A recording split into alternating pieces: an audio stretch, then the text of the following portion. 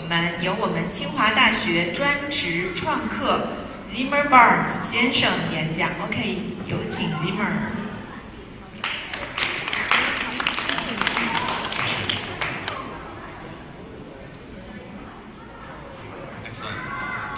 你好，我的名字是 Zimmer Barnes，我刚从清华大学，我是中文1年，所以我的中文是笨笨，你们的英文比我的中文好，所以我用英文。So thank you very much to the translators, and I work at Tsinghua University as the hacker in residence. And this is a really new position. This position exists at the Harvard Innovation Lab, and it exists at NYU Polytechnic University, and I think also the University of Illinois. But it's very new, and now Tsinghua University has jumped on. So what is the hacker in residence? It started with the idea of an artist in residence. An artist would go to a new place, they would create new artwork, whether it's paintings or sculptures, and they would give the community a new perspective because they would do things in a different way from the artists at that space. And so the hacker in residence idea is to do that with technology. And so I am from Gehua, from Texas in the United States. And so I'm coming to a new place, Beijing, creating new projects than what I have created in the past with technology, and giving the community at Tsinghua that different perspective. Maybe I can come up with ideas that they wouldn't have come up with. And also, I'm getting so many new ideas by being in China and being around so many creative people. So I had a really unique start. This is me in the gray shirt down here, and these are different costumed vigilantes across the United States. And so they go on different missions. Some of them fight crime, some of them help the homeless. They do all kinds of different activist activities. And so what I was doing is I co-founded the New York Initiative. It's these scary individuals. And we went around Brooklyn, New York, doing the same thing, going into neighborhoods with really high crime and high poverty rates and trying to make a difference. And I was the technology officer for the New York Initiative, and so I tried to find technological solutions to problems that they faced. And so this is what I'm now really focused on, is these different design tools. And this is what we think of when we think of design tools. Different 3D printers, laser cutters, machine shops, software engineering, and I think not enough people have access to these tools to make exciting things. And now these tools are getting so much cheaper and more accessible, and new people that don't have a technical background can now make new things, and that's exciting to me. And to me, the most important design tool is the internet. This is information from internet.org, which is funded by Facebook. So this is the percent of people that are online who use the internet at least once a year. And globally, it's not even 40% of people use the internet once a year. And that's not enough. So as you can see, obviously the number for East Asia, for China, is much higher than it was 10 years ago, 15 years ago. And I think that number is going to continue rapidly. These are some of the reasons they identify why people can't get access to the internet. Either they don't have the infrastructure, the hardware to provide internet, either the internet is not affordable, too expensive, or the content isn't in their language or otherwise not relevant to them. So we've seen some really exciting things come out of China. Everyone knows these companies, and it's exciting to see China and Chinese designers get access to these tools and make exciting things and exciting companies. And so this is something that I did. This was a paper cutting that Dutch immigrants to the United States made. And this was their traditional form of making things. And they would cut with a knife. And so what I did is I scanned it and I did a raster program. And this is a laser cut version. And so here's this really old design that I got to bring back to life. And this is a more contemporary one. This is each of the 50 United States arranged in a heart. So I really like doing these kinds of things where it's a combination of old and new.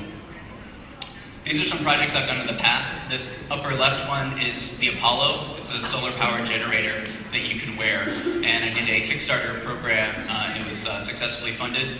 And down here is the North Star. This is in the headquarters of the New York Initiative in Brooklyn. And so we could use this if we were in a dangerous situation to blind any attacker if we were under attack. This is another project I did. I got a sheet of military-grade Kevlar that's bullet-resistant up to a 9mm, and I was able to cut it into sections so that it's more flexible to wear. So this is the back piece. This is the spinal protection.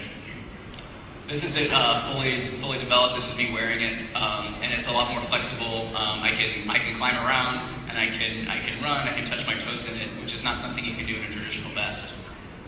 So it took a lot of expertise. The muscle groups were designed by a U.S. soldier, and then I had a friend who did theater costuming who put it together, and it ended up looking pretty cool. This is a halogen light that's in it that's based on the North Star project. So this is another project. A friend and me had this long conversation if you could keep someone alive if they didn't help you at all, like a life support system. And so I wasn't trying to make something out of the movie WALL-E or the movie The Matrix, but I kind of ended up making it. I just got obsessed with it because it was so difficult to try to keep someone alive. And I was like, oh, well, this would be really great for people who are really sick. And my friend is like, no, it's going to be really good for video games because you can play games for hours and hours and hours. And so I ended up building it. And this is it. And I kept it at the HX Hackerspace until they told me that I needed to get my weird toilet out of the space, and so I had to put it into storage. And so that was like the largest project I've done, and I'd not done woodworking before, so it was a lot of fun. This is my first project in China. This is a German engineer, Konstantin, who's a Gehua student. And so we made this the system of plants.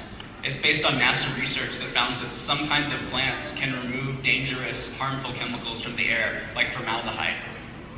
And so we made these soda bottles and we made them to where they could support plants. We had the system to deliver water and nutrients to them. And so we grew them all without soil. And we replanted these plants into this system to create this. And so this is money plant. The leaves, there's some evidence that the leaves can absorb ppm pollution, and the roots can remove several volatile organic chemicals from the air. So it ended up pretty cool. This is Ben's office at Gehua. I've taken over with plants. This is a new project I'm doing that's a work game. These are very popular on Kickstarter, and so this is Pop Monsters. And so the different cards are different, very unusual items. And so I had a friend, Amy Chang. She's American-born Chinese, and she was able to do these really cool monsters. They're dead celebrities that have come back to life. So this is not Marie Curie, but Marie Fury, and she's turning into a monster from the radiation.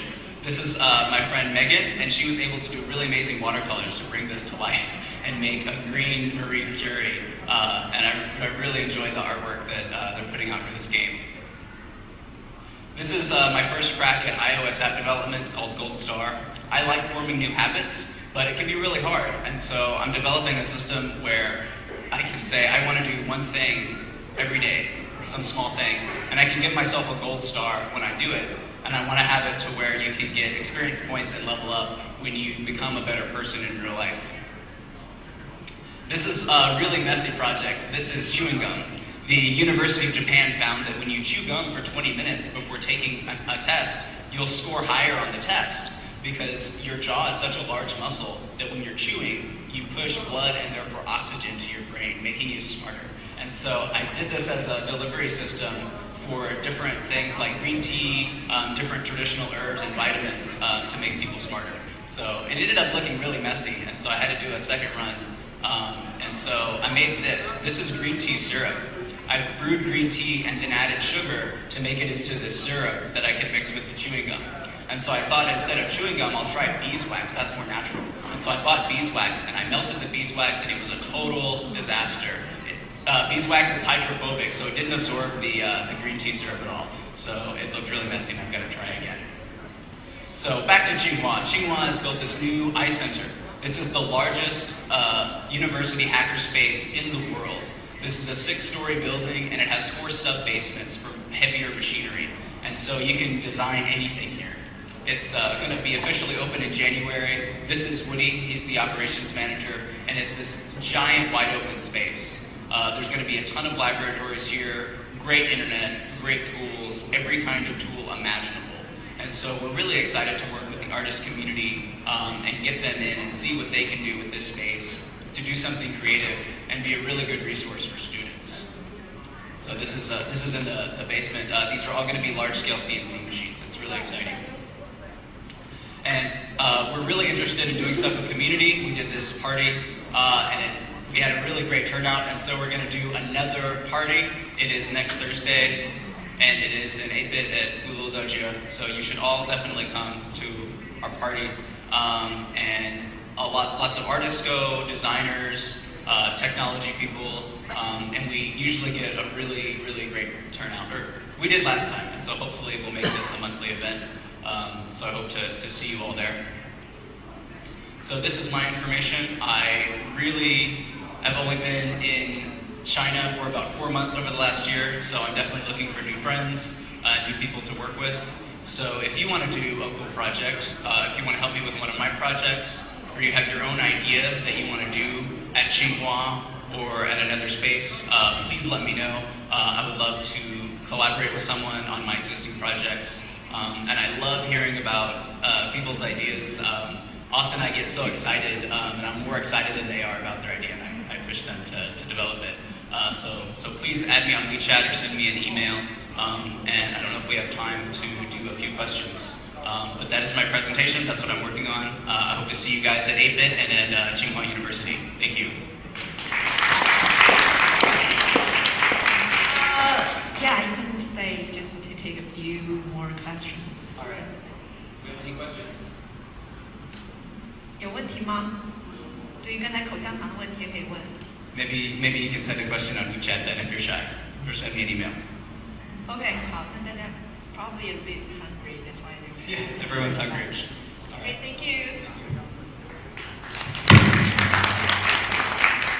感谢各位嘉宾精彩的演讲。那么现在呢，北京2015年北京 Millennium Faire 创客论坛演讲环节就到此全部结束了。希望此次论坛也能够给大家带来更多的收获。